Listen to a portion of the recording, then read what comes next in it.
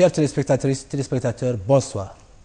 Et merci d'être au rendez-vous de votre émission Politis de ce lundi 12 janvier. Ce soir, mon invité est Mme Meimouna Mettaqi, députée, membre du Conseil national de l'IPR, parti au pouvoir. Ce soir, elle représente son président.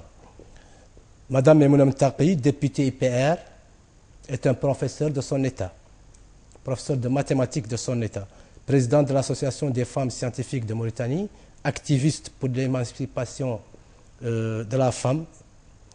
Ce soir, elle répond aux questions de Politis. Madame la députée, bonsoir. Bonsoir et merci. Et merci à vous, merci d'avoir accepté notre invitation. Merci. Voilà. Pour commencer, comment se porte votre parti politique, IPR? Bismillah ar-Rahman ar-Rahim, sallallahu ala nabi al-Karim. Donc, je vous remercie d'abord pour l'invitation. C'est un honneur et plaisir d'être dans cette émission qui est vraiment une émission très écoutée, très aimée. Merci. Et qui va aussi permettre au public de découvrir des opinions un peu divergentes. Parce que j'ai pu suivre beaucoup des anciennes émissions qui vraiment représentent une diversité de l'opinion publique, de l'opinion politique plutôt. Merci. Donc, et vraiment, c'est très intéressant pour nous. Donc, vous avez posé la première question, comment va mon parti? Oui. Il va très bien. Nous, à l'IPR, on est, alhamdoulilah, en position très confortable politiquement, c'est la scène politique. On a, alhamdoulilah, 218 mairies, on a, alhamdoulilah, 76 députés. Et vraiment, on est bien installé avec une base très large, avec un programme social vraiment très bien posé, très bien étudié et qui touche tout ce qui intéresse la population, leur niveau de vie, le changement de tout.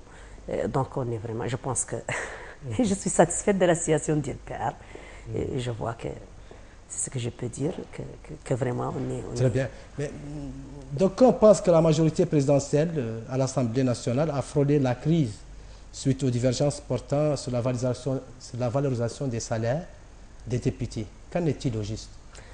Je pense que cette question, c'était une question interne. Il n'y avait pas eu de... C'était un peu plutôt agrandi plutôt par les gens externes à l'Assemblée. Cette question d'augmentation de salaire des députés, c'est une question récurrente qui est posée depuis l'ancien Parlement, c'est-à-dire l'ancienne Assemblée, et que vraiment tout député espère espère l'amélioration de sa situation. Parce que nous savons tous qu'un député, c'est une personnalité politique. Et nous savons tous qu'aussi, en Mauritanie, on voit toujours que les députés doivent financer, et il y a beaucoup de charges, surtout les députés qui représentent des zones à l'intérieur. Ils doivent voyager et c'est coûteux, nous voyons aussi bien que ça. Mais quand la question a été débattue, je pense que la majorité des députés a dit que, voyant la situation économique actuelle, qui est influencée par des facteurs extérieurs et qui n'a rien à voir avec la situation interne, et en voyant aussi que le député, il doit s'intéresser à lui-même, mais aussi il doit s'intéresser à la population, et que les budgets qui étaient présentés par le gouvernement a à son actif 10 milliards dirigés vers l'augmentation des salaires des populations, a aussi une proposition d'une stratégie d'urgence pour confronter la sécheresse, que tout le monde sait que ça va dépenser aussi. Donc on a vu à l'intérieur de la majorité que vraiment ce n'est pas la peine de faire un amendement. Il y avait eu un certain plaidoyer qui était orienté plutôt interne vers le président de l'Assemblée. Il y en a des députés qui ont voulu aller jusqu'au bout. Mais enfin, c'est comme ça que ça se passe en démocratie. C'était posé au vote et la majorité des députés a voté contre l'amendement qui était proposé. Et ce n'est pas une question personnelle. Il n'y avait pas eu de divergence réellement. Il n'y avait rien. C'était un débat interne qui enfin s'est terminé avec un vote contre le... Oui, mais je me rappelle lors de la session parlementaire de validation du budget 2015, une forte altercation verbale entre vous et Lalla Hassan Del Karama a créé une grande confusion dans l'hémicycle. Non, non, non. Qu'est-ce qui s'est passé au juste et pourquoi cette agitation? Je ne pensais pas que cette question doit être débattue, mais quand vous l'avez évoquée, je dirais ce qui s'est passé. Non, écoutez, nous posons... L'Adlam Hassan est un député très respecté, est un député aussi qui respecte ses homologues. Elle respecte tout le monde. Et moi, particulièrement, c'est mon ami intime. Mais il ne faut pas comprendre que c'est une question entre moi et l'Adlam Hassan. Non, non, on parle...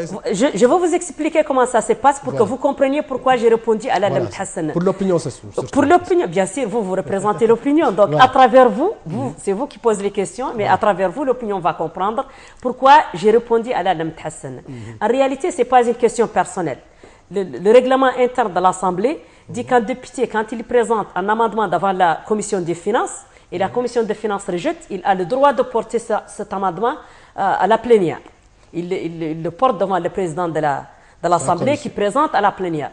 Alors, la majorité des députés qui sont contre désigne un député, il doit lui s'exprimer, le président de la commission des finances, s'il veut s'exprimer, et il y a un député qui est désigné pour répondre, pour défendre le point contraire, parce que c'est un point de vue. Donc l'amendement est un point de vue, c'est quelqu'un qui veut proposer un changement budgétaire que si on vote, l'État sera obligé de le mettre en place. Et ceux qui sont contre ont le droit aussi d'expliquer pourquoi ils sont contre à l'opinion publique. Et c'est ce qui s'était passé. L'Adlam Hassan a exposé ses motifs, pourquoi elle pose cet amendement. Et moi, j'ai défendu pourquoi je refuse et je suis contre dès le début cet amendement. Et j'ai étalé mes raisons devant le public. Donc, c'est une question. Après, on s'est retrouvés dans les couloirs. Ce n'est pas une question personnelle, c'est une question strictement réglementaire qu'on doit suivre. Donc qu'est-ce qui s'est passé en fin de compte? Est-ce qu'on pourrait ajouter ou revenir un peu sur vos salaires? Non, je pense que cette question de salaire, on l'a classée pour le moment, en attendant qu'on passe. Je ne sais pas ce qui va se passer après. Peut-être on aura un autre changement, mais nous, la majorité des députés a opté pour la non-augmentation des salaires cette année. Ça peut venir l'année prochaine, ça peut venir, mais ils étaient satisfaits de leur situation matérielle. Donc, plutôt, on dit, comme ce que j'ai dit, vous l'avez suivi peut-être, le débat, c'est que nous pensons que ce n'est pas le moment opportun pour que nous demandions une augmentation de salaire. On a une situation mondiale difficile, on a une chute des prix des minerais, on a le problème de la sécheresse et on a un budget alourdi par l'augmentation des salaires de ceux qui sont plus pauvres. Ceux qui ont un salaire inférieur à 500 et inférieur à 100 qui a coûté 10 milliards à l'État, comme ce que j'ai dit. Donc on a trouvé que ce n'est pas le moment pour que nous demandons une augmentation. Ce qui va venir après, je ne peux pas m'exprimer là-dessus parce que tout peut être... on dit. Exactement. Très bien. Donc, depuis l'arrivée de Maître Ould Maham, la présidence de ce parti, qu'est-ce qui a été changé, sincèrement, par rapport au précédent président? Moi, je ne peux pas dire changer. Je dis qu'à l'IPR, c'est une continuité. Depuis d'ailleurs le premier président qui a Mohamed Ould Abdelaziz, tout ce qui vient, c'est une continuité. Donc, je n'ai pas à juger que c'était un vrai changement, mais je peux dire qu'en tout cas, maintenant, Maître Sidi Mohamed Maham a vraiment créé une très grande dynamique au niveau du parti. Parce que chaque mois, pratiquement, il voit ce que je vois de mon côté, il voit les députés de son parti, il se concerte avec eux, il discute avec eux les questions nationales, il échange. Et il y a vraiment, c'est une période aussi qui va être marquée particulièrement par des échéances très importantes dans la vie du parti. Les sénatariales, mais aussi le renouvellement des structures du parti. Je vois qu'il y avait une grande dynamique, des contacts avec toutes les bases, les responsables du parti, les structures du parti. Donc c'est vraiment, ça bouge au niveau de l'IPR, et c'est dû au dynamisme de son président, bien sûr, et son expérience politique. Il a une grande expérience politique. Et nous, les députés, on est vraiment satisfaits parce que nous disons qu'il comprend vraiment la position des députés par rapport au parti parce qu'il était député. Donc on est vraiment satisfait de Vous êtes vous-même membre du Conseil national? Oui, je suis membre du Conseil national du parti, mais le Conseil national, le bureau exécutif, c'est celui qui se réunit le plus. Mais le Conseil national a des réunions, vraiment, c'est une session saisonnière chaque 6 mois. Donc, mais en réalité, on a eu plusieurs sessions extraordinaires pour le Conseil national. Mais au-delà du Conseil national, il y a une dynamique interne au niveau du parti, des concertations, des préparations des études pour savoir la meilleure solution, le meilleur chemin à suivre pour changer les instances, parce qu'on va renouveler les structures du parti. Donc on est en train de vraiment... Les adhésions, on va vraiment faire ouvrir de nouvelles adhésions. On va essayer de corriger ce qu'on a parce qu'on a fait 5 ans d'expérience. Donc on va voir, de tirer des leçons et voir comment on va se restructurer le parti, comme tous les partis d'ailleurs, parce que chaque fois qu'on passe une période, on doit vraiment revoir comment on va faire pour le mieux. Et je vois que pratiquement tous les militants sont satisfaits de ce qui se passe parce que c'est des concertations à tous les niveaux. Tout est concerté, il y a des convocations pour tout le monde. Donc vraiment, je vois que c'est très dynamique et nous sommes très contents. Ça bouge. Ça bouge au niveau de l'IPR. Très bien. Vous avez, oui, ça bouge, oui, parce que dernièrement, vous avez, dans un communiqué, critiqué le parti RFD. Pourquoi et quelles sont les raisons qui ont poussé l'UPR à critiquer ce parti de l'opposition? Je pense que vous faites allusion à un communiqué qu'on a fait suite à un communiqué, c'était une réplique à un communiqué que l'RFD a fait. Oui, parce que lorsque le président de la République a invité au dialogue, il y a eu une réplique du RFD, refusant le dialogue et disant que c'est vraiment c'est pas sincère et que c'est pas sérieux. Nous, de notre devoir et de nos convictions, d'expliquer que c'est pas une critique orientée, c'est une critique orientée au communiqué. Parce que nous savons que depuis son arrivée au pouvoir, le président Mohamed Abdelaziz a toujours invité au dialogue. Et il ne s'est jamais opposé au dialogue. Et le parti IPR aussi est toujours été prêt pour dialoguer. Donc quand il lance de nouvelles fois une nouvelle invitation pour le dialogue, on voit qu'il est vraiment sincère parce que rien ne l'oblige à le faire s'il n'était pas sincère. Et les expériences passées ont montré que c'est vraiment eux qui fuient et c'est eux qui refusent de dialoguer pour ne pas se trouver devant le fait accompli et l'obligation de participer à la vie politique. Nous, c'est notre point de vue. On voit qu'eux, ils appliquent la politique de l'Autriche. Ils se cachent la tête pour ne pas participer, pour que les gens pour que ça peut porter plus de préjudice que s'ils restent faisant croire aux gens qu'ils ont vraiment encore la base qu'ils avaient. Alors que nous tous, nous savons que ce n'est pas vrai, que leurs bases ont rallié soit des partis de la majorité, soit l'IPR.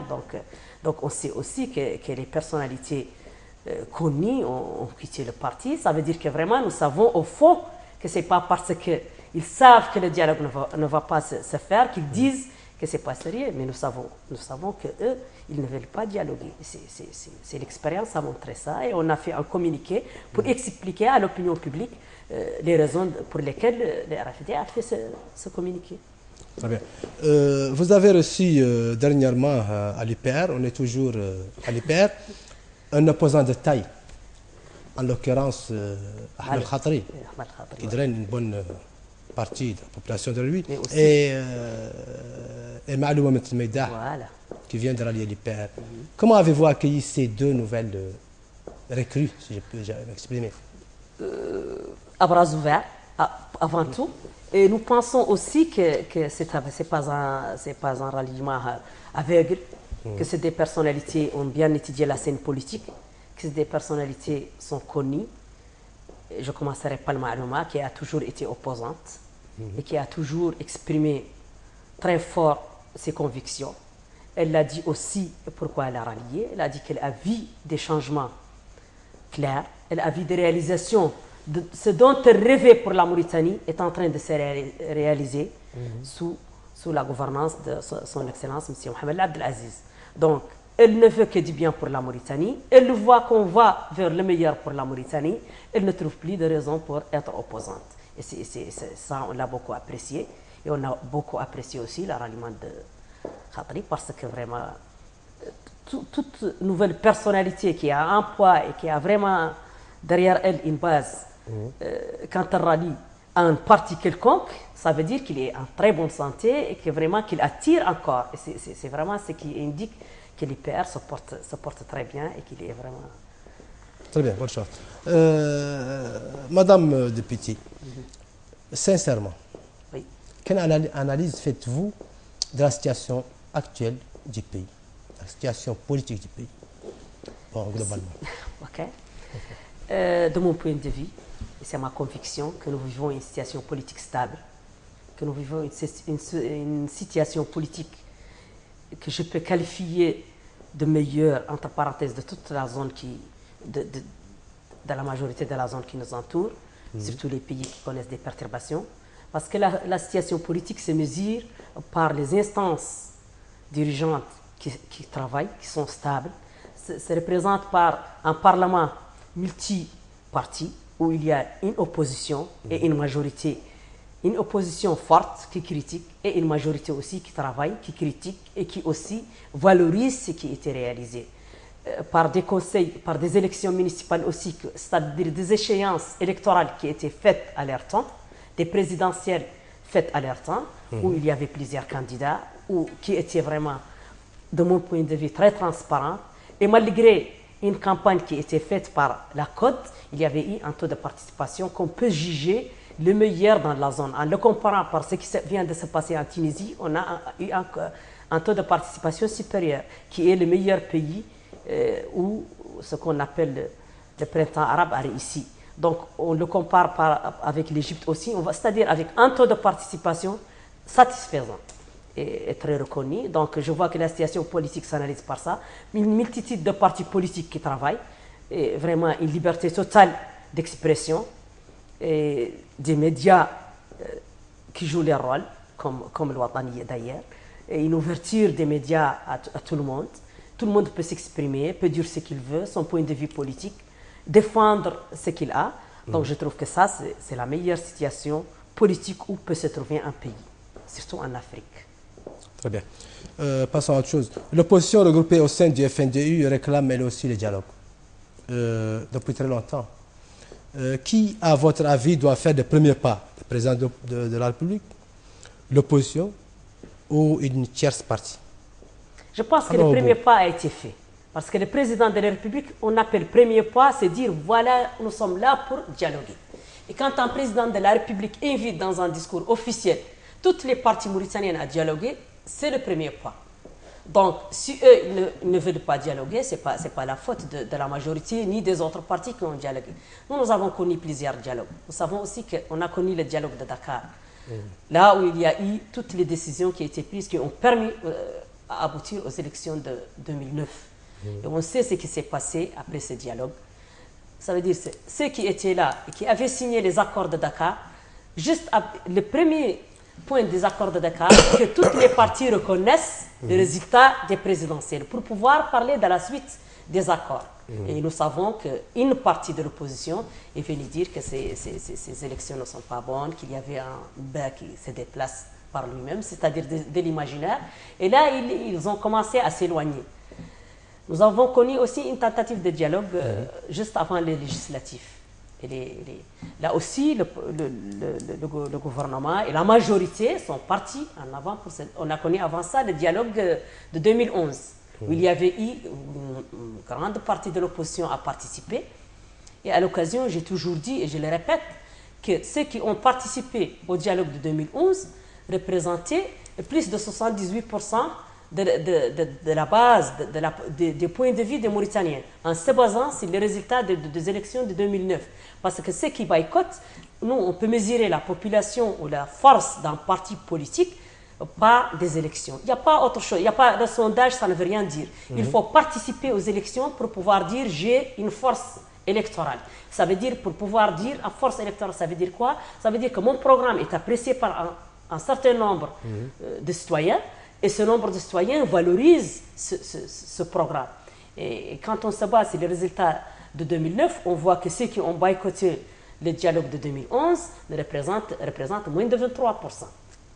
Donc ce dialogue aussi, 2011, a donné des résultats vraiment extraordinaires, des changements constitutionnels qui ont porté sur les droits humains, l'esclavage, des changements sur les mandats présidentiels, des changements sur beaucoup de changements, des changements sur le statut de la femme, des changements sur les droits. Ça veut dire que vraiment c'était un dialogue constructif qui a permis vraiment de passer beaucoup de points de vue. Là aussi, ils n'ont pas voulu participer.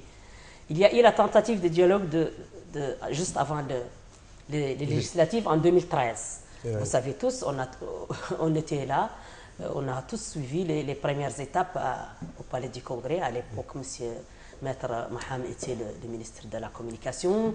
Ils ont posé toutes les conditions. Ils ont dit qu'il faut qu'il y ait un représentant du gouvernement. Le gouvernement a désigné un représentant. Ils ont présenté un agenda qu'ils ont discuté point par point et tout ce qu'ils ont demandé a été inscrit dans l'agenda. Et en fin de compte, ils disent on ne veut plus dialoguer. Donc, qui ne veut pas dialoguer? Ce n'est pas la majorité. Ce n'est pas la majorité qui ne veut pas dialoguer. C'est eux qui fuient. J'ai dit que ça, c'est une politique, ce qu'on appelle politique de l'autruche. Dès qu'ils savent que quand ils dialoguent, ils seront obligés de participer comme en 2009, et ils fuient pour ne pas montrer, parce que réellement, nous savons tous, c'est notre conviction dans la majorité, qu'ils n'ont plus de base. Donc, ils préfèrent dire que ce n'est pas bon, que le terre ne veut pas dialoguer pour fuir la réalité. Et moi, je pense que ce n'est pas bon en politique. Parce que politique, c'est participation aux élections. Oui, mais ça, c'est votre version. Moi, je suis là pour dire notre version. Ce que dit l'opposition n'engage que l'opposition. Ils ont leur version. Je sais. Donc. Moi, j'ai répliqué. Ici, je dis ma version et ma conviction. Donc, eux, vous les avez invités ici et j'ai pu suivre ce qu'ils ont dit. Maintenant, c'est à mon tour de dire ce que je pense. Et ce que je pense, c'est ce que je viens de dire. Que leur répondez-vous exactement quand vous avez suivi toutes leurs interventions? Je viens de répondre. Je viens de répondre au dialogue. Non, mais parce que je pense que le dialogue est une nécessité. Et on ne peut pas rester à côté et dire c'est le gouvernement, c'est la majorité qui ne veut pas dialoguer. Et quand on me propose de dialoguer, je dois aller jusqu'au bout. Qui vous dit que le dialogue n'est pas sérieux? La dernière expérience a montré que c'est eux qui se sont retirés d'eux-mêmes. Parce que l'agenda était leur agenda. Tout le programme était posé pour eux. Ça, vous l'avez eu la confirmation par le ministre de la Communication lorsqu'il était l'actuel président de l'IPR, donc, et des gens qui nous représentaient là-bas. Ça veut dire que tout était en leur faveur dans ce dialogue. Qu'est-ce qu'ils veulent de plus? Il faut aller pour montrer que ce n'est pas sérieux. Qu'est-ce que ça leur coûte s'ils avaient continué leur dialogue? J'ai donné mon explication. Moi, je pense, je pense que peut-être... Oui, ils n'ont demandé que le report des élections. Non, le report, on ne peut pas demander un point avant de dialoguer. Ils devaient rentrer... Ils étaient en plein dialogue. Non, ce n'est pas après le dialogue. Ils ont mis un agenda pour dialoguer. Tout y était. Ils veulent que les élections soient reportées avant même qu'ils commencent leur dialogue. Et ce qu'ils ont dit, moi je m'en souviens, ils ont dit que le gouvernement a déclaré, a annoncé la date, alors qu'eux, ils voulaient dialoguer. Ça, c'est des choses constitutionnelles. Non, attendez, je vais expliquer mon point de vue. Ils devaient respecter la Constitution. Mais si eux, ils étaient rentrés dans le dialogue, et si le dialogue avait continué, ils peuvent proposer de changer la date. Mais on ne peut pas dire non, n'annoncez pas la date des élections, parce que nous, on va dialoguer. Il faut dialoguer et proposer un report au cours du dialogue. Il faut que les gens se mettent d'accord. Mais on ne peut pas dire ce point-là, il faut que ça soit accepté sans discussion. Et c'est là où on ne s'est pas mis d'accord. Nous, on pense que quand on dialogue, on ne doit pas dire il y a des points, ça, on l'accepte avant même de dialoguer. Il faut d'abord discuter. Qui leur dit qu'ils ne peuvent plus continuer, que ça peut pas, ils peuvent, eux, convaincre la majorité de reporter. Et la majorité peut les convaincre aussi de faire les élections à leur temps. Mais je vous dis, je le répète, que je pense qu'ils ne voulaient même pas participer, ceux qui ont refusé de dialoguer. Parce que les autres qui savent qu'ils ont des bases, les autres partis de l'opposition, étaient là, ils ont participé aux élections municipales. Donc, pour les présidentielles aussi, il y avait une participation de l'opposition assez acceptable. Vous parlez de Tawassoul, certainement. C'est le seul parti d'opposition à l'époque. Ah non, le législatif. Oui, les municipales. Les municipales et législatives, il y avait Tawassoul, il y avait Louis Ham, il y avait la PP. Non, ça c'est la CAP. Non, ça c'est... Et la CAP, ok. D'opposition radicale. Entre parenthèses, comme on dit, il y avait tout simplement... Moi, je parle de toute l'opposition ensemble. Moi, je ne la divise pas. Je considère qu'il y a une opposition en Mauritanie. Ceux qui ne sont pas de la majorité sont de l'opposition. Qu'ils eux se divisent entre eux, ils ne parviennent pas à se mettre d'accord. Oui, mais la CAP... Mais même la CAP, il y avait le parti Tawassoul qui avait quitté parce qu'il sait qu'il a une base. Et ça a été démontré. Et vous savez ce qui se passe entre eux maintenant, ce qui se passe entre les RFD. Je ne rentre pas dans leurs relations internes, mais tout le monde sait ce que dit Tawassoul du RFD, ce que dit RFD de Tawassoul. Voilà, entendu, c'est votre version, l'opposition a une autre version. Bien sûr, c'est comme ça aussi en démocratie. Que pense l'UPR, votre parti, que vous représentez ici, de l'emprisonnement de Biram Daoud Abid? Notre parti et moi et mon parti, nous sommes convaincus que tous ceux qui veulent vraiment violer les droits doivent être emprisonnés. Biram Abid est un citoyen qui a fait... Ça, c'est hors... L'emprisonnement lui-même, c'est une question très précise. Si vous voulez, je rentre dans l'historique. Si vous voulez, je réponds à la question emprisonnement. Parce que l'emprisonnement vient suite... Sa détention, son emprisonnement... Sa détention, c'est tout Mauritanien. Que pense l'IPR de tout ça? Tout Mauritanien, qu'il soit de l'IPR, qu'il soit de l'opposition, qu'il soit dans notre parti de la majorité, qui veut violer les droits des Mauritaniens, les droits, il doit être emprisonné. Et c'est la justice qui va juger de ce qui s'est passé. Si vous voulez que je m'exprime sur mon point de vue, sur le discours que Biram propage, je suis contre, et je l'ai dit à l'Assemblée. Nous sommes tous contre un discours raciste, un discours qui peut diviser la Mauritanie, et c'est vraiment, doit être condamné par tous les Mauritaniens. Quelqu'un peut faire la politique. Et oui, et Biram, avant de prendre le cheval de l'esclavage, était un homme politique. Il était dans le parti APP. Il fut directeur de campagne dans la campagne de Zeynoul Zeydan. Il fut lui-même candidat à la présidence. Donc, quand quelqu'un fait vraiment de la politique, il ne peut plus dire c'est des militants des droits de l'homme. C'est un homme politique qui fait de la politique. Et malheureusement, il a pris un chemin dans cette politique que moi je condamne. Mon parti le condamne et condamne toute expression qui peut diviser la Mauritanie. Toute expression ou tout comportement qui peut porter préjudice à notre unité nationale sera condamné. Le fait de son emprisonnement est venu suite à un autre acte. C'est vraiment un truc direct, un affrontement direct avec les forces de l'ordre, une manifestation non autorisée, et il est entre les mains de la justice. Elle va dire ce qu'elle pense de ça et prononcer le jugement qu'elle juge ça. On ne peut pas rentrer là-dedans parce que c'est une question entre les mains de la justice. Très bien. Le nouvel ambassadeur des États-Unis d'Amérique, qui a été reçu récemment par le président de votre parti, a affirmé qu'il entend rencontrer les leaders d'autres formations politiques. Peut-on voir dans ces rencontres le début d'une médiation? Si vous êtes cette question, il faut la poser à l'ambassadeur des États-Unis. Moi, vous représentez votre président de parti ici chez moi. Je représente, moi aussi, on ne m'a pas invité en tant que représentant du président, je n'étais pas désigné par le président. On m'a téléphoné en tant que membre du Conseil national de l'IPR. Et je ne suis pas autorisé à dire ce qui se passe dans les audiences du président du parti. Mais je peux m'exprimer que c'est sur les lignes de la politique générale de mon parti. Ce que je sais de mon parti. Et je vois que des audiences particulières avec des présidents de parti, tous les ambassadeurs pratiquement passent voir les présidents des partis. Parce que les présidents des partis, c'est eux qui sont responsables de la politique générale du pays. C'est tout à fait normal. Le président de l'IPR a reçu l'ambassadeur de la Jordanie, a reçu l'ambassadeur du Maroc. Vous voyez les audiences du président du parti, il reçoit tous les ambassadeurs. Donc, ce n'est pas particulièrement l'ambassadeur des États-Unis qui a été reçu par le président de l'IPR.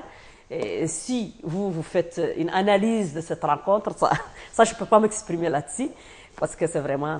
Voilà, donc vous n'êtes pas dans le secret de... Soit vous invitez l'ambassadeur ou le président pour vous expliquer ce qui s'est passé dans cette audience.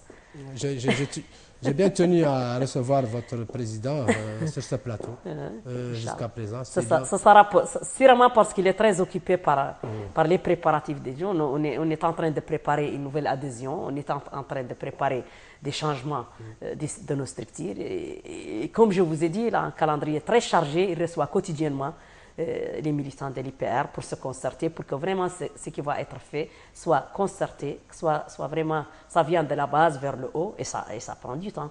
J'aurais bien voulu. Donc, à travers vous, je l'invite sur ce plateau prochainement pour me répondre sur ces questions.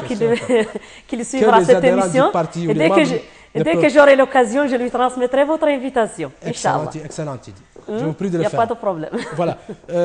Votre parti s'est engagé récemment à mener une vaste campagne contre les séquelles de l'esclavage en Mauritanie. Où en est cette initiative? En cours.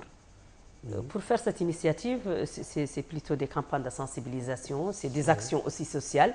Et on va, dès que la stratégie soit prête, on va s'y mettre et on va annoncer un agenda qui sera suivi, Inch'Allah. Pas seulement, cette question sera prioritaire parce qu'on voit vraiment que c'est des couches sociales. On a besoin de participer, nous aussi, à sensibiliser les gens sur la question, à aussi orienter. Ce sera comme d'autres campagnes sociales que nous faisons. Ce n'est pas seulement l'esclavage, mais aussi nous mènerons, Inch'Allah, on a un programme social ambitieux que nous souhaitons mettre en place dès que je pense que peut-être ce sera après la mise en place de renouvellement des structures et le congrès. Ou peut-être ça va se fixer, Inch'Allah, et dès que ça sera prêt, nous commençons à l'exécution de ce programme, Inch'Allah. Donc, que comptez-vous faire exactement? Quelles sont les principales activités que vous allez mener prochainement? C'est-à-dire au niveau du parti. J'ai dit qu'au niveau du parti, nous sommes d'abord maintenant, on a un programme social qui vraiment touche pratiquement toutes les couches sociales, mais aussi tous les territoires nationaux. Je ne peux pas tout parce que ce n'est pas encore un agenda fixe pour dire nous ferons tel jour une campagne de sensibilisation, une distribution extra dans tel point. Mais je sais qu'il y a un programme et une stratégie qui est en train d'être mise en place. Et dès qu'elle sera mise en place, nous aurons l'occasion, Inch'Allah, moi ou quelqu'un d'autre, de vous la présenter avec tous ces axes, ces orientations et les résultats attendus. Mais je ne peux pas dire plus que ça maintenant. Je sais que c'est un programme qu'on a, mais on le fera le temps, Inch'Allah, venir. Madame, la campagne pour les sénatoriales est aux portes. Sur quoi a mis votre parti pour gagner ces élections? Nous misons sur le grand nombre qu'on a des conseillers municipaux. C'est la seule chose sur laquelle un parti peut compter. Nous, on a une majorité dans les conseils municipaux en faisant le total de la Mauritanie. Donc nous pensons, nous espérons faire des alliances. Et tout ça améliorera notre résultat dans les sénatoriales. Parce que les sénatoriales, c'est un calcul simple, ce n'est pas un scrutin direct, c'est les conseillers municipaux qui vont voter. Et nous, alhamdoulilah, on a une majorité reposante dans les conseillers municipaux. Et nous espérons aussi avoir d'autres alliances, ce qui améliorera notre position. Êtes-vous sûr d'avoir la majorité au Sénat là? Ça, je ne peux pas m'exprimer maintenant. Je souhaite. Comme vous êtes majoritaire là. Je souhaite que nous aurons la majorité au Sénat, c'est ce qui est normal. J'espère que tous nos conseillers seront fidèles au parti, mais un vote sera un vote, une campagne, c'est une campagne. Et j'espère aussi avoir des alliances, d'autres partis de la majorité ou même peut-être de l'opposition qui vont nous permettre de gagner. Mais on ne peut pas dire ça va être 1 + 1 = 2, sinon on n'aura pas besoin de campagne. Mais tout le monde fera sa campagne et nous saurons exactement qui sera majoritaire. Mais j'espère, je suis pratiquement certain que c'est notre parti qui sera majoritaire. Que pensez-vous des partis de la majorité? Ces partis ils sont quasiment absents de la scène politique. Je ne peux pas dire ça. Je dis que chacun travaille avec sa capacité. Il y a des partis qui sont assez actifs. Il y a des partis moins actifs. Il y en a qui sont représentés au niveau du Parlement et qui s'expriment bien et qui participent au débat et qui sont actifs. C'est comme tout dans tous les partis dans le monde. Ils ne peuvent pas être au même degré de force, mais c'est des partis qui sont là, qui ont prouvé leur existence. Et je les respecte beaucoup et je trouve qu'ils ont leur place dans la scène politique. Je ne peux pas dire autre chose. Je les respecte. C'est pas à moi de... Je vous comprends. Voilà, c'est ça. Bien. Évitez ce genre de questions. Non, pas du tout, je l'ai vu. Parce que ça c'est... Très bien. Le FNDI, Front National pour la Démocratie et l'Unité, a tenu hier une rencontre de ces cadres où la majorité des cadres qui se sont succédés au box ont critiqué la politique du président Mohamed Abdelaziz, de l'éducation et de la santé. Que pensez-vous? Que pouvez-vous les répondre ici? Je sais que critiquer, ce n'est pas ce qui est difficile. Ce qui est difficile, c'est de faire. Je pense que l'éducation, tout le monde sait que ce n'est pas une question nouvelle, que c'est une question qui dure depuis les années 73. Et même nous, au Parlement, le ministre de l'éducation a reconnu qu'il y a des faiblesses. Mais il faut reconnaître aussi les changements qu'a eu l'éducation, les efforts qui ont été faits pour améliorer l'éducation. Parce que nous savons que la majorité des cadres qui étaient dans l'éducation étaient empruntés par d'autres ministères. Je vais citer quelques réalisations qui vont vous permettre de voir. Et l'important aussi, c'est la volonté politique et la volonté du président de la République, de son gouvernement, du Premier ministre de son gouvernement pour changer cette situation. Donc, il y avait eu, le ministère a rappelé tous les enseignants et professeurs qui n'occupaient pas des postes nécessaires dans les autres ministères. Et ça, c'est une première pour leur faire un recyclage, pour leur faire. Il y a aussi l'amélioration de l'infrastructure scolaire, la construction des écoles. Ça aussi a été vraiment un chantier sur lequel s'était basé le gouvernement pendant les années passées. L'équipement même des écoles, il y avait un projet spécial pour faire les bancs pour les écoles. Il y avait eu, je peux continuer à citer, il y avait beaucoup d'efforts pour améliorer la situation de l'éducation en Mauritanie. Mais il faut savoir aussi que l'éducation, ce n'est pas seulement en Mauritanie que le niveau de l'éducation a baissé. C'est pratiquement dans le monde entier. Tout le monde le sait. Ce qui nous importe, c'est la Mauritanie. Non, ça veut dire que nous, on ne peut pas être hors planète. Ça veut dire qu'au niveau, tout le monde le sait que pratiquement partout, le niveau de l'éducation a changé. C'est que même le système éducatif a changé avec les nouvelles technologies, avec aussi l'occupation des élèves et leurs parents par ces nouvelles technologies. Ça veut dire qu'il y a aussi un changement social qui aide à cette situation, qui pousse à cette situation. Parce qu'avant, les élèves et leurs parents n'avaient que l'école. Parce qu'à notre époque, on n'avait pas de télévision. On passait tout notre temps à réviser nos cahiers parce que la personne ne sera jugée que par ses résultats. On ne pensait pas celui-là est pauvre, celui-là est riche. On dit voilà, c'est un très bon élève. Et c'était vraiment extraordinaire de suivre. Maintenant, vous voyez, quand vous discutez avec les jeunes, vous ne pouvez pas les voir discuter de leurs devoirs. Ils ne discutent que du Facebook, de ce que tu as partagé, ce que tu n'as pas partagé, YouTube, etc. Ça aussi, c'est des occupations qui éloignent les élèves dans les grandes villes. Dans les grandes villes de l'éducation. Même quand vous partez au fond de la Mauritanie, vous trouvez des gens qui vraiment, que vous pensez qu'ils ne connaissent même pas les nouvelles technologies. Et ils vous disent, voilà, moi, même dans les villes de l'intérieur, j'ai un Facebook, je fais des échanges, je passe toute la nuit réveillée, etc. Ça veut dire aussi qu'il y a un changement social. Oui, mais qu'est-ce qui améliorera notre éducation nationale? Je pense qu'il faut que nous tous, nous jouons un rôle dans cette éducation. Parce que ce n'est pas la construction des écoles seulement qui va changer l'éducation. C'est aussi un comportement social en faveur de l'éducation des enfants. Et nous tous, on a un rôle à jouer. Et ça, c'est très important.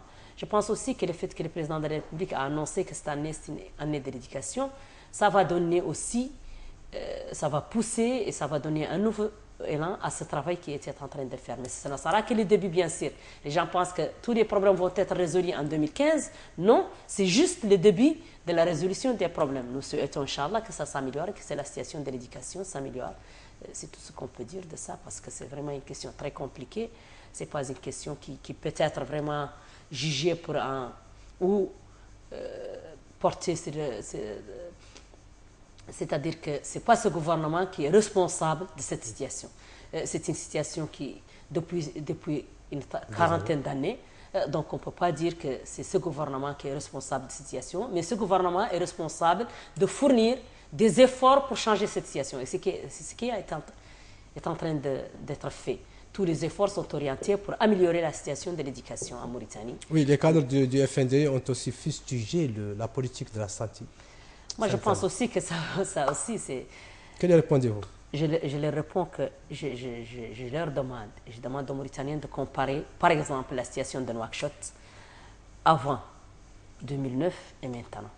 Depuis 1960 jusqu'à récemment, on n'avait qu'un seul hôpital à Nouakchott, c'est l'hôpital national. Comme grand centre hospitalier, il y avait des dispensaires. On a maintenant combien d'hôpitaux? Après, il y a eu l'hôpital Zaïd, ça fait 2. Donc après, dans cette période, on a eu l'hôpital Sadaqa. On a eu l'hôpital mère et enfant. On a eu l'hôpital... Là, vous répondez aux gens Bien du sûr, FNDI. je leur donne des chiffres, des réalisations claires dans le domaine de la santé. Comment vous voulez que je les réponde? Je vous réponds vous. Mais à travers vous, eux, ils vont comprendre que c'est une réponse orientée vers eux. Très bien. Moi, je dis que la situation de la santé est incomparable avant ce gouvernement et la situation actuelle de la santé. Je ne peux pas dire que la situation de la santé est la meilleure dans le monde, ni que je suis satisfaite de la situation où on est. Mais je sais que beaucoup d'efforts ont été fournis pour améliorer la situation de la santé. Je demande que ces efforts soient poursuivis et j'étais en train de donner des exemples compris. La vitesse avec laquelle on réalise des constructions hospitalières, on a donné l'indépendance aux hôpitaux à l'intérieur et vraiment on a construit énormément de centres de santé, on a équipé beaucoup d'hôpitaux à l'intérieur et ici. Tous les gens qui faisaient de l'hémodialyse sont pris en charge à 100%. Les indigents sont pris en charge à l'extérieur. Ça, ce n'était pas avant. Avant, ce n'était pas comme ça. Maintenant, ça va suivre les malades qui ont des problèmes cardiaques aussi. Les indigents vont être pris en charge. Ça veut dire qu'il y a beaucoup d'efforts pour améliorer la santé de la population.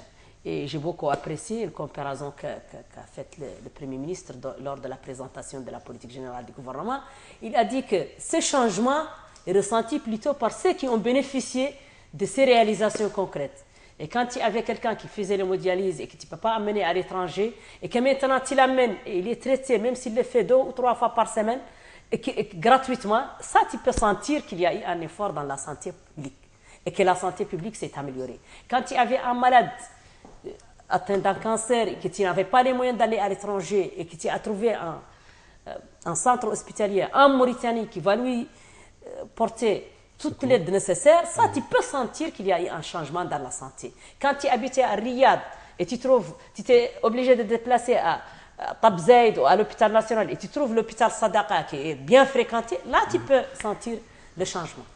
Et ça veut dire que vraiment le changement est là. Et ce n'est pas seulement un Nouakchott, c'est à l'intérieur aussi, il y a eu beaucoup d'efforts pour améliorer la santé. Ce n'est pas suffisant et ça ne va pas être suffisant en une année ou deux. J'espère que le nouveau mandat fera mieux aussi pour la santé et pour l'éducation. Et nous verrons à la fin du deuxième mandat quelles sont les réalisations nouvelles qui vont vraiment être faites dans le domaine de la santé et de l'éducation.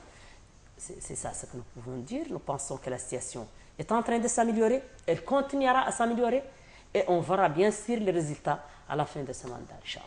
Très bien. Le président de la République a dit que l'année 2015 sera l'année de l'éducation. Oui.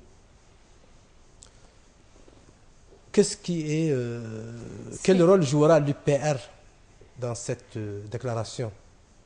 L'UPR, Inch'Allah, essaiera de jouer un grand rôle. Parce que, comme j'ai dit, une année de l'éducation, il ne faut pas la comprendre comme que si cette année, on va résoudre tous les problèmes de l'éducation. Ce sera, Inch'Allah, l'année où on va d'abord sensibiliser les gens sur l'importance de l'éducation. Mettre l'éducation mauritanienne sur les rails. Voir quels sont les réels problèmes de l'éducation mauritanienne et essayer d'en trouver des solutions. Bien sûr, l'UPR, comme tout parti politique, qui a une grande base et qui a une influence sur la population, fera sûrement un agenda, une stratégie pour accompagner cette déclaration, pour la mettre en valeur, pour vraiment montrer l'importance de cette année dans le domaine de l'éducation. Sûrement, on sortira, Inch'Allah, notre stratégie pour l'accompagnement de cette année. On est en janvier quand même, on est le 12. Donc la déclaration vient d'être faite. Donnez-nous le temps de réfléchir, de voir comment on va s'y prendre. On est comme tout le monde, on est là, mais on va réfléchir. Et on va faire une grande stratégie, espérant pouvoir la présenter pour vous, Inch'Allah. Merci, Inch'Allah. Le président, hier, au cours de cette rencontre de cadre du FNDI, son président, en l'occurrence Ahmed Ouldada, président du RFD, que vous avez critiqué dans votre communiqué. Non, je n'ai pas critiqué Ahmed Dada. Non, je le respecte beaucoup. Très bien. Je le respecte beaucoup. J'ai critiqué la déclaration du RFD. Voilà. Et ça, c'est politique, c'est pas... Il a affirmé que le changement viendra. De quel changement parle-t-il? Cette question, il faut la poser à Ahmed Dada. Moi, je veux que la Mauritanie a connu un grand changement en 2009. Elle connaît des changements. Oui, mais est-ce qu'il peut y avoir un changement sans les urnes, donc quel changement parle-t-il? Ça, c'est leur point de vue, c'est leur responsabilité. Ils ont déjà essayé de faire un changement sans les urnes. Ils ont déjà fait le slogan Rahil. Ils ont su que ce n'est pas un slogan qui peut marcher en Mauritanie, que les Mauritaniens sont sages, ils ont fait leur choix. Ça n'engage que, cette déclaration n'engage que nous savons que les Mauritaniens ont voté massivement en faveur du président Mohamed Abdelaziz pour un deuxième mandat. Suite au mandat passé et aux réalisations qu'ils ont vues sur le terrain, eux qui bénéficient de ces réalisations et qui en profitent, ils ont voté pour un nouveau mandat et à la fin de ce mandat, ils jugeront, Inch'Allah, de l'efficacité de leur vote. Et j'espère qu'ils ne vont pas regretter. Je suis certaine qu'ils ne vont pas regretter d'avoir voté pour le président Mohamed Abdelaziz parce qu'il fait de sa priorité l'amélioration de la situation des Mauritaniens, quoi qu'il soit. Donc, c'est pas nouveau d'abord. Chaque fois qu'ils se réunissent, ils confirment qu'il y aura un changement. Je ne sais pas, c'est peut-être je ne sais pas. En tout cas, moi, je ne vois pas envie, je ne vois pas de nuages, je vois une situation politique stable. Il y avait une opposition active qui participe au Parlement, qui participe aux conseils municipaux. Je vois une situation économique stable. Je vois pas de changement d'où il va venir sans les îles. Et j'espère qu'en Mauritanie, il n'y aura qu'un changement par les îles, autant prévu aussi, sans bousculade, sans autre chose. Inch'Allah. Que Dieu le préserve. Pensez-vous que l'opposition participera aux élections sénatoriales prochaines? Je pense que l'opposition doit participer, c'est mon point de vue. Et je ne peux pas dire qu'à leur place, s'ils participeront. Nous, dans la majorité et dans l'IPR, nous espérons que l'opposition participera. Mais je sais que ceux qui participeront, c'est seulement la partie de l'opposition qui a des conseils municipaux. Ça, c'est évident, les autres sont hors politique, c'est leur choix. Ça, c'est un choix de participer. Et ils ont déjà refusé de participer dans les élections municipales. Donc, je ne vois pas quel rôle ils peuvent jouer dans les législatives, présidentielles aussi. Législatives et présidentielles. Mais les sénatoriales sont liées directement avec les municipales.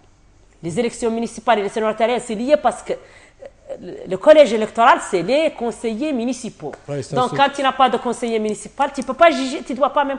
Je ne sais pas s'ils vont essayer de faire des alliances. Ça, pour moi, ce n'est pas une question posée. Je pense que quelqu'un qui n'a même pas de conseiller municipal, comment il va participer aux élections sénatoriales? Il donne plus de crédibilité la crédibilité existe. Dès qu'il y ait des élections transparentes, claires, je pense que si quelqu'un fait un choix démocratique, la démocratie est un choix. S'il fait le choix de ne pas participer, ça n'engage que lui. Ça ne touche pas à la crédibilité des élections. Les élections sont ouvertes, tous les moyens pour assurer la transparence sont là, tout ce qui est nécessaire pour faire les élections est là.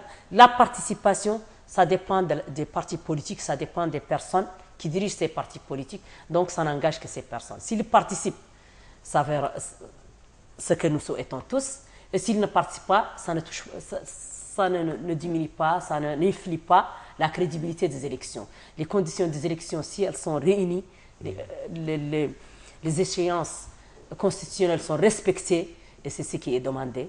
Ceux qui veulent participer participent. On ne peut pas obliger les gens à participer s'ils ne veulent pas le faire. Et ça n'empêche pas les élections d'être crédibles. On a fait des municipales et des législatives sans leur participation, ça n'a rien à influencer. On a un parlement multiparti, un parlement où il y a une opposition, il y a une majorité, et la vie a continué. Donc vous ne les invitez pas Bien sûr, moi j'invite tout le monde à participer, ça n'a rien à voir avec mon invitation. Oui. Vous m'avez dit, non, il ne faut pas... Moi j'ai bien dit que nous souhaitons que tout le monde participe. Voilà. Mais vous m'avez dit, est-ce que ça va crédibiliser? Je vous dis que la crédibilité des élections ne dépend pas des participants. C'est les conditions. Si les conditions sont réunies pour des élections transparentes, c'est ça ce qui est demandé. Avec un agenda qui respecte les échéances électorales constitutionnelles, c'est ça ce qui est demandé. Maintenant, si Aamar participe ou Zaid ne participe pas, ça n'influe pas la crédibilité des élections. Le résultat sera reconnu, sera crédible, sera fiable. C'est ce que je dis. Nous ne pouvons pas faire une invitation plus que ça fait notre président. Le président de la République, le premier président de notre parti, Mohamed Abdelaziz, qui a invité tout le monde à participer, tout le monde à dialoguer, tout le monde à venir participer à la construction de son pays. Donc nous, on pense que cette invitation nous engage tous en tant que militants de l'IPR. Et on la répète tout le temps. Très bien. Madame Mimouna, en quoi votre présence à l'Assemblée nationale a-t-elle profité à vos électeurs? Elle a profité. Je fais mon devoir en tant que député national. Je défends les questions nationales. Je suis là pour la législation nationale. Je défends les projets. Depuis notre élection l'année dernière, je peux dire qu'on a voté plus de une centaine de projets qui vont bénéficier à mes électeurs. Je suis là pour défendre les droits de mes électeurs. C'est le rôle de. Je suis là pour suivre l'exécution des projets de l'État. Nous sommes partis déjà en délégation vers la vallée pour voir les réalisations dans le domaine du développement rural. On est là pour voir la situation. C'est le rôle des députés, nous jouons notre rôle. Pour les députés, ce n'est pas comme les maires. Il n'est pas directement lié à la population. Il doit vraiment voir ici et là. Nous avons une charge nationale, une responsabilité nationale. Tous les députés d'ailleurs, même si tu es député des régions, une fois député, tu es devenu député national. Tu es là pour défendre les questions nationales, pour voir ce que fait le gouvernement, pour voter en faveur des lois que tu juges qui vont servir tes populations. Tu es là pour voter les lois ou discuter, expliquer, amender. On apporte énormément d'amendements à ce qu'on nous présente comme. Oui, mais poser aussi les doléances des électeurs. C'est ce que nous faisons tous les jours. C'est ce que nous faisons tous les jours et nous demandons, vous suivez nos débats, nous posons tous les jours les problèmes. Donc il faut les suivre pour que nous suivons vos débats. Il faut essayer de suivre les débats de l'Assemblée. Et là, vous ne devez pas poser cette question parce que nous faisons notre rôle en tant que député, ce qui nous est demandé. Je pense et j'espère qu'on a, Inch'Allah, joué notre rôle pleinement. Et nous continuons à faire de notre mieux pour les jouer, Inch'Allah, prochainement. Bien. Quelle analyse faites-vous, Madame le député, de la situation économique du pays actuel? D'une manière générale. D'une manière générale, je vois qu'on a, alhamdoulilah, une situation économique assez stable. Nous espérons que l'année prochaine le sera. D'ailleurs, nous nous sommes félicités pour le budget qui nous a été présenté et que malgré la chute des prix, comme je l'ai dit au début, a connu vraiment des actions en faveur des populations. Et il n'a pas été diminué. D'ailleurs, il y a une légère augmentation du budget 2015 par rapport au budget 2014. Ça veut dire que c'est ça ce qui influe réellement la vie des populations. Des programmes en faveur des populations ont été maintenus, comme le programme AMEL. Des programmes dans le domaine de la santé sont prévus. Des programmes dans le domaine de la protection civile sont prévus. Ça veut dire que vraiment un budget qui reflète une situation économique assez stable.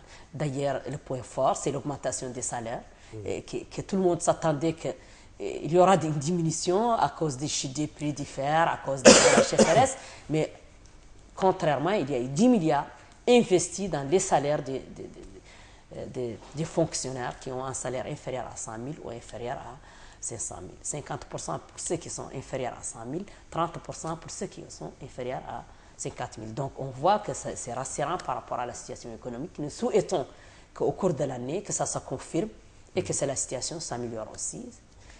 Et c'est ce que je peux dire. Oui, mais ne pensez-vous pas qu'il y a une montée vertigineuse des prix? Je sais que l'État ne fait rien pour la diminution de ces denrées de première nécessité. Je sais que l'État fait un grand effort à travers le programme EMEL. Je sais que l'augmentation des prix ne dépend pas de la Mauritanie aussi. Ça, il faut les juger. La Mauritanie ne produit que quelques denrées. Mais lors d'une plénière passée avec le ministre de l'Agriculture, il a confirmé que la Mauritanie essaiera de produire le nécessaire, au minimum 70% de nos besoins dans le domaine du riz. Et ça, ce sera. Mais aussi, il faut savoir que les Mauritaniens, le riz cher, ce n'est pas le riz mauritanien. Qu'il faut développer une culture chez les Mauritaniens pour l'utilisation des produits en Mauritanie.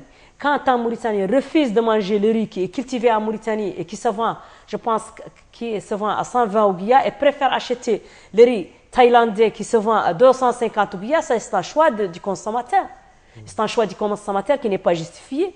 Ce riz qui vient de loin va être influencé par le prix du pétrole, va être influencé par le transport, va être influencé par tous les facteurs extérieurs.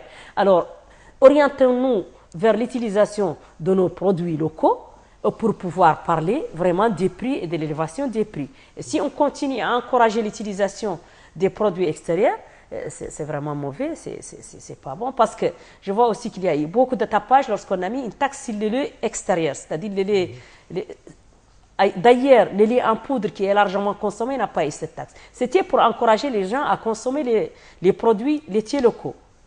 C'est vraiment, il faut que les Mauritaniens aient une culture et une confiance dans ce qui est produit en Mauritanie pour l'utiliser. C'est là où vous pouvez parler d'une maîtrise des prix ou d'une influence réelle de l'État. Je sais aussi que l'État subventionne la majeure partie de ces produits. Mais la subvention ne peut pas aller jusqu'à prendre en charge tout. Et en parallèle de tous ces efforts, la subvention et tout ça, il y a les boutiques Emel qui profitent pratiquement à 60% des Mauritaniens. Oui, mais boutique Emel, vous avez le marché de poissons, par exemple. Le poisson est cher. Figurez-vous, un kilo de poisson qui coûte 2500 pour une famille moyenne. La viande est aussi chère. Ça, ils n'achèteront il fallait acheter le poisson le moins cher, comme ce qui s'est fait au Sénégal, comme ce qui s'est fait au Mali. Nous exportons au Mali le poisson qui se vend à 600 ouguiya. Il y a du poisson qui se vend à 600 ouguiya. Il y a du poisson qui se vend moins cher, mais ne prenez pas la qualité et dites c'est ça le prix. Moi, je ne défends pas l'élevé des prix et j'espère que ces prix baissent. Mais je sais qu'on ne peut pas dire que tout est cher. Il y a du poisson qui n'est pas cher. En tant que député, je crois que vous devez parler, soulever exactement. Non, je soulève des problèmes réels. Du ministre des Pêches qui était avec vous avant-hier. On a bien soulevé le problème. Je n'ai pas fait d'intervention avec le ministre de la Pêche. Mais il y a beaucoup de députés qui ont soulevé le problème quelles étaient ses réponses du poisson. Dans ce sens? Il a dit que le poisson, l'État d'abord pour la première fois distribue du poisson gratuit pour les Mauritaniens. C'est la première fois que la délégation distribue le poisson partout en Mauritanie, à Chingiti, à Wadan, à Basknou, au point au plus fort. Donc l'État fournit un effort pour disponibiliser cette matière aux Mauritaniens. Et aussi, c'est la première fois que 2% de la charge des bateaux doit être aussi déchargée en Mauritanie pour faire bénéficier les Mauritaniens de ça. Donc ça, il a dit aussi beaucoup de choses que j'ai pas pu rester. Je ne m'attendais pas à ce qu'on me demande de répéter ce qu'a dit le ministre de la Pêche. Parce que ça nous intéresse. Mais je sais que ça veut dire qu'il y avait beaucoup d'efforts fournis pour l'État pour amortir cette levée de prix. Mais aussi, il y a des périodes où le poisson est cher, mais il y a des périodes où le poisson n'est pas cher. Vous savez, quand il y a les vents aussi, la pêche devient difficile. Nous, on vient à la plage, on nous dit cette période, les pirogues ne rentrent pas. C'est pour ça ils disent le poisson, et c'est à 2000, à 1700. Moi, je viens de la plage avant-hier. Je l'ai acheté à 1600. Ils sont en grève depuis 4 jours, pour votre information. Ah bon? Ce sont les pêcheurs, bien sûr. Moi, j'étais à la plage il y a 4 jours. Ah ouais. Donc c'est le jour, ils ont fait la grève après. J'ai acheté du poisson. Il y avait quelqu'un qui discutait avec moi lorsque j'ai discuté la main d'œuvre du monsieur et il lui a dit ça c'est un député donc il faut faire attention. Ça veut dire que j'ai acheté du poisson à 1600, je serais à 1600, la plage et les gens m'écoutent et peuvent dire que c'est vrai. Je l'ai acheté à 1600 de la plage.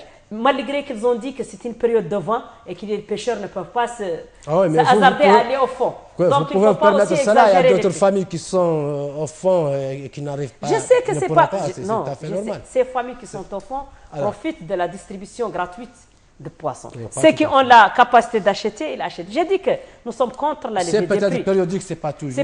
C'est ce que j'étais en train d'expliquer. C'est périodique, mais aussi j'ai dit que l'État fournit beaucoup d'efforts pour disponibiliser le poisson aux populations. Pourquoi on n'a pas diminué le prix du carburant à la pompe? Ça aussi, il faut savoir que l'État continue à subventionner. Si l'État subventionne, si la diminution des prix externes vient, ça ne peut pas être répliqué directement sur les prix du pétrole.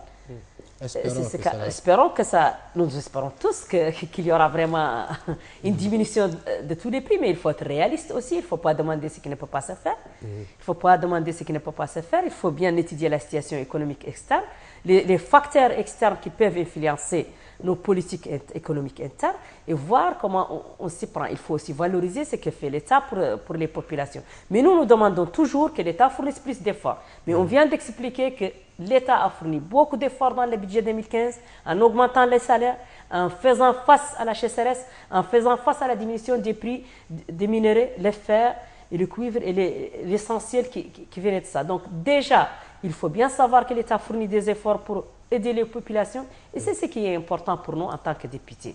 Nous sommes vraiment là pour aider les populations, mais aussi dans le possible. On peut pas oui, vous n'oubliez pas que vous êtes la voix du peuple. Donc nous sommes bien sûr la voix du peuple. C'est pour cela que je vous explique que le gouvernement fait beaucoup d'efforts pour l'aider. Il ne faut pas que les autres le trompent. Que le gouvernement investisse tout son argent, l'argent du peuple, dans le peuple. Quand on voit que les salaires vont augmenter, tout ce qui est investi, c'est l'argent du peuple. Je les rassure que nous sommes là pour voir est-ce que réellement l'État fournisse des efforts réels pour investir l'argent du peuple pour le peuple. Et nous voyons des projets réels qui bénéficient aux populations. Nous voyons des actions sociales qui bénéficient aux populations. Nous voyons des augmentations de salaires qui bénéficient aux populations, des routes qui bénéficient aux populations, des hôpitaux qui bénéficient aux populations. Donc on peut dire que l'action du gouvernement s'oriente vers le service de la population et c'est ce que nous apprécions. Et nous la critiquerons si on voit que ça ne continuera pas. On va le dire le moment venu. Si nous voyons que ça ne continue pas comme ça, on va bien sûr le dire. Mais parlons un peu de la sécurité dans ce pays. Cette montée d'insécurité ces derniers temps, qu'en pensez-vous, Madame la députée? Je pense que dans toutes les grandes viols et tout. Voilà, je vais t'expliquer une chose. Les viols existaient depuis l'éternité. Ça, je l'ai déjà dit. C'est dommage. C'est dommage, mais aussi il faut savoir que vraiment les Mauritaniens ne comprennent pas qu'on n'est plus en brousse. Nous sommes en ville. Et la ville de Nouakchott d'elle-même contient plus d'1 million de personnes qui comptent 300 ou plus d'étrangers et qui viennent d'autres cultures, d'autres religions, que vraiment ça vient un amalgame très dangereux. Nous savons que, et aussi, il faut savoir maintenant que ce n'est pas comme avant. Ça c'est le premier point. On ne peut pas dire que quand on compare, c'est une comparaison simple, lorsque les années 60, Nouakchott ne comptait que 10 000 personnes. Sur 10 000 personnes, on a un viol. Maintenant, sur 1 million de personnes, il faut qu'il multiplié par 100. Ça veut dire que l'augmentation de la population démographique, ça veut dire que aussi la culture de la ville, beaucoup de facteurs influencent ça. Mais je peux dire une chose, qu'on se félicite que la Mauritanie est pratiquement le seul pays où il n'y a pas un crime contre un inconnu. Pas un dossier classé. Dès qu'il y a un crime, on prévoit. S'il n'y avait pas eu de sécurité, on ne peut pas continuer à vivre. La sécurité existe, mais ça ne peut pas éliminer les crimes. En France, le viol existe. Aux États-Unis, c'est des criminels en série et on passe des trentaines d'années sans les arrêter. Les Mauritaniens doivent se féliciter que dès qu'il y a un crime, les responsables sont arrêtés.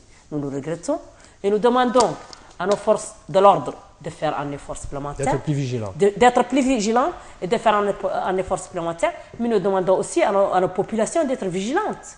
Il faut que les populations comprennent qu'on n'est plus en brousse, qu'on est en ville.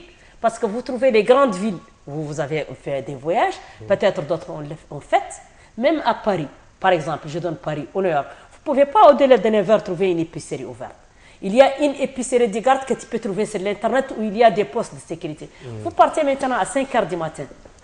Vous trouvez toutes les épiceries ouvertes avec une seule personne là-dessus. Je peux donner un exemple. Des boutiques qui exposent énormément de bijoux, de gadgets, de boubous, et ils mettent des vitres avec un simple gardien qui dort. Ça c'est pas une sécurité. Quand j'ouvre tout ça, quelqu'un jette une pierre, ça va casser la vitre. Et une seule personne devant ça incite les gens à voler. Il faut faire sécuriser. Les gens mettent des alarmes, mettent des caméras à l'étranger. À l'étranger aussi, je vais vous dire une chose. Personne ne circule avec de l'argent liquide dans sa poche. Ce n'est pas parce que ce n'est pas des grands pays. Tout le monde fait la carte bancaire. Nous, tu trouves quelqu'un qui prend 10 millions de la banque, il fait comme ça pour son boubou, son vol, et il sort pour montrer à tout le monde qu'il a de l'argent, il monte dans sa voiture. Bien sûr, les gens vont le suivre et lui voler son argent. Ce n'est pas comme ça que les gens s'y prennent. L'argent liquide ne circule plus. Quand on a une grande ville, on doit vraiment se comporter comme l'indique la sécurité des grandes villes. Et c'est ce qui est dommage. Donc nous demandons bien sûr aux forces de sécurité d'être vigilantes, mais nous demandons aussi aux populations de savoir qu'on n'est plus en brousse, qu'on n'est plus en confiance, qu'on doit vraiment savoir qu'on est en ville. On doit fournir des efforts pour assurer notre sécurité. Très bien. Une dernière question, parce qu'on me signale que le temps que nous étions partis prend fin. Que pensez-vous de cette prolifération de discours xénophobes de part et d'autre, cette prolifération de réunions, je ne dirais pas de caste, mais je dirais de côté, voilà, c'est vrai. Quoi, pour ne pas éviter tout ça. Je pense que c'est vraiment très mauvais. Et à nous tous de le combattre. Nous tous, on doit le combattre. Parce que vraiment, c'est ce qui détruira la Mauritanie. Et c'est ce qui affaiblira notre pays. La Mauritanie doit être attachée à la Mauritanie. Pas à une tribu, pas à une ethnie, pas à quelqu'un. On l'a toujours dit. En tout cas, nous, à l'IPR, on a dit qu'on mènera, Inch'Allah, une campagne contre ce genre de...